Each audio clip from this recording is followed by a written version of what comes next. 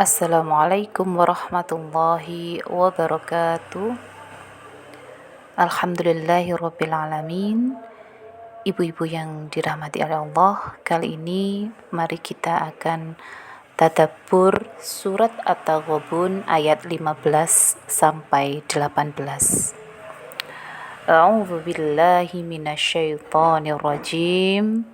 Bismillahirrahmanirrahim. Firman Allah di dalam surat At-Taghabun ayat 15 yang artinya sesungguhnya hartamu dan anak-anakmu hanyalah cobaan bagimu. Di sisi Allah pahala yang besar. Allah SWT berfirman bahwa sesungguhnya harta dan anak-anak kita itu merupakan ujian dan cobaan dari Allah bagi semua makhluknya. Yang pasti dengan ujian ini Allah ingin mengetahui mana di antara kita termasuk hambanya yang taat kepada Allah dan siapa hambanya yang termasuk durhaka kepada Allah. Semakna dengan apa yang disebutkan firman Allah dalam surat At-Taghabun tersebut, juga di dalam surat Ali Imran ayat 14 yang artinya dijadikan indah pada pandangan manusia kecintaan kepada apa-apa yang diingini, yaitu wanita-wanita, anak-anak, harta yang banyak dari jenis emas, perak, kuda pilihan, binatang-binatang ternak, dan sawah ladang. Itulah kesenangan hidup di dunia dan di sisi Allah lah tempat kembali yang baik, yaitu surga. Imam Ahmad mengatakan, telah menceritakan kepada kami Zaid ibnul Habab, telah menceritakan kepadaku Husain ibnu Waqid, telah menceritakan kepadaku Abdullah ibnu Buraidah bahwa ia pernah mendengar Abu Buraidah mengatakan, dahulu Rasulullah SAW ketika sedang berkhutbah, datanglah Al-Hasan dan Al-Husain radhiyallahu an yang mengenakan baju gamis merah. Keduanya berjalan dengan langkah yang tertatih-tatih. Maka Rasulullah SAW langsung turun dari mimbarnya dan menggendong keduanya. Lalu mendudukkan keduanya di hadapannya. Kemudian bersabda, Allah dan Rasul-Nya benar. Sesungguhnya harta dan anak-anak kalian hanyalah cobaan.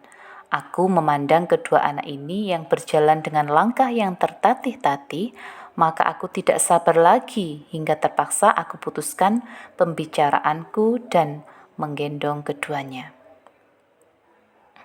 Hadirin rahimakumullah, telah dijelaskan di atas bahwa kita yakin segala yang ada di dunia ini merupakan ujian, bisa menjadi ujian untuk kita, untuk menguji siapa yang taat kepada Allah maupun siapa yang durhaka kepada Allah. Oleh karena itu disambung di ayat 16 surat At-Taghabun yang artinya maka bertakwalah kamu kepada Allah menurut kesanggupanmu, yakni menurut batas maksimal kemampuanmu sebagaimana yang disebutkan dalam kitab Shahihain melalui Abu Hurairah bahwa Rasulullah SAW bersabda, apabila kuperintahkan kepada kalian suatu perkara, maka kerjakanlah hal itu olehmu menurut kesanggupanmu. Dan apa yang aku larang, kalian mengerjakanlah maka tinggalkanlah. Jadi kita mengetahui bahwa segala yang diperintah itu adalah suatu perintah yang kita bisa melaksanakan sesuai dengan kemampuan kita. Akan tetapi jika itu berupa larangan, maka tidak bisa ditawar dan larangan itu harus kita tinggalkan. Sebagaimana surat Ali Imran ayat 102 yang artinya, wahai orang-orang yang beriman, bertakwalah kepada Allah sebenar-benar takwa kepadanya, dan janganlah sekali-kali kamu mati melainkan dalam keadaan Islam.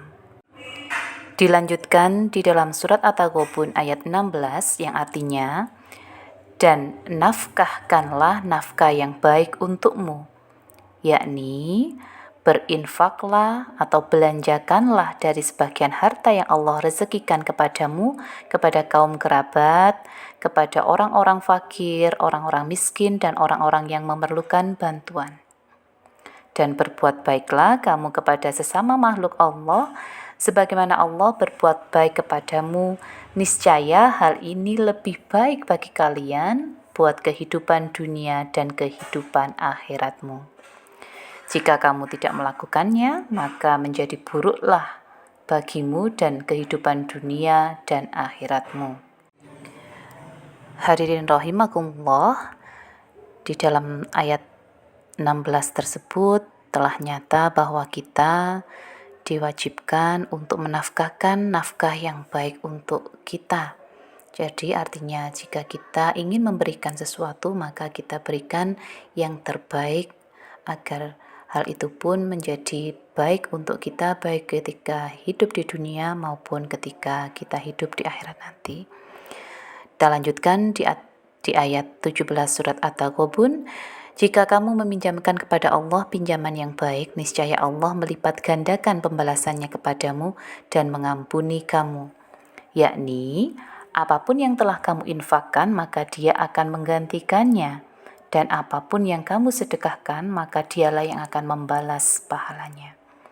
Hal ini diungkapkan dengan pengertian pinjaman, sama dengan ungkapan yang terdapat di dalam sebuah hadis di dalam kitab Shahihain, bahwa Allah SWT berfirman dalam hadis qudsinya, barang siapa yang memberi pinjaman yang tidak berbuat aniaya dan tidak pula meludaskan harta sendiri, hingga akhir hadis. Karena itulah maka disebutkan oleh Allah bahwa Dia akan melipat gandakan pahala bagimu, sebagaimana yang disebutkan dalam surat Al-Baqarah ayat 245 yang artinya, maka Allah akan melipat gandakan pembayaran kepadanya dengan lipat ganda yang banyak. Lanjutan dari surat Al-Taghabun ayat 17 yang artinya wa yaghfir lakum, dan mengampuni kamu. Maksudnya Allah menghapus kesalahan-kesalahanmu. Dalam firman-Nya disebutkan juga wallahu syakur, dan Allah Maha pembalas jasa, yakni membalas amal yang sedikit dengan amal atau pahala yang sangat banyak. Halim, lagi Maha penyantun, yaitu Dia memaafkan, mengampuni, menutupi dan menghapuskan dosa-dosa, kesalahan-kesalahan, keburukan-keburukan dan kealpaan-kealpaan. Terakhir di ayat 18 disebutkan yang mengetahui yang gaib dan yang nyata, yang maha perkasa lagi maha bijaksana. Demikian surat At-Taghabun ayat 18, bahwa Allah maha mengetahui baik itu yang gaib maupun yang nyata. Terlebih lagi disebutkan tadi bahwa kita menginfakkan harta yang terbaik, dan Allah maha mengetahui yang demikian itu. Dan Allah maha perkasa lagi maha bijaksana atas apa-apa yang Ia balaskan kepada hamba-hambanya. Maha benar Allah dengan segala firman-Nya. Mohon maaf jika ada kurang lebihnya. Saya akhiri. Wassalamualaikum warahmatullahi wabarakatuh.